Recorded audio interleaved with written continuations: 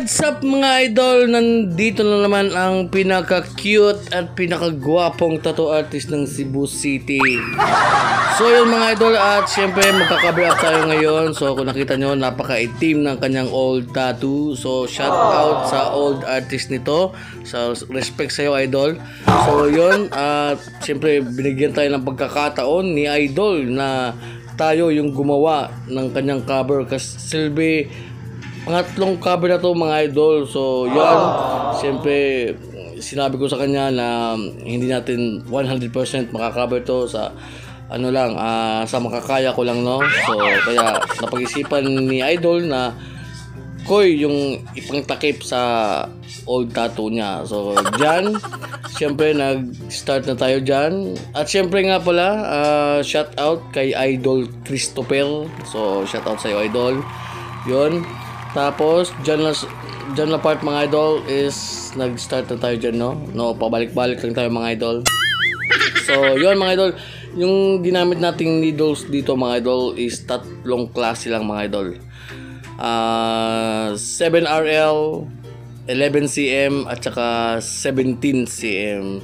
At saka yung voltage natin dyan mga idol is ano, nasa 6.5. Medyo malakas ang mga idol kasi yun nga, cover up to. So kailangan mas dark yung gagawin natin dito kasi nga cover up, diba? So dyan mga idol. At syempre yung mga hindi ko pa nabibigyan ng hindi ko pa nabibigyan ng discount. So mag-comment na kayo, magpa-schedule na kayo para mabigyan ko kayo ng 104% discount. So dyan mga idol, nagkukuhit-kuhit na tayo dyan, no? So pitik-pitik tayo dyan. So nag-highlights na tayo dyan. So yung ginamit nating highlights dyan is 7RL. So dyan, hindi naman totally na cover talaga mga idol, no? Kasi medyo nahirapan din ako dito. Kasi nga medyo makapal yung kinakover natin dyan. Oh, at saka mga idol, yung koi fish nga pala is ano, nag-freehand lang tayo dyan.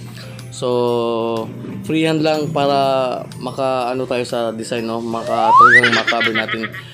At ito yung final result mga idol. So after 6 hours of session, 6 na oras mga idol. So yan yung ating final result. So buti nakatakpan natin mga idol, no? So hindi naman totally talaga.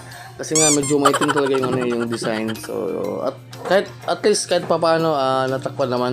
At very satisfied naman ng ating client na si Idol Christopher. So yun, maraming salamat and advance Happy New Year sa lahat. At sa hindi pa nagbibigay ng gift dyan, so magbigay na kayo. Ito yung aking Gcash number, 012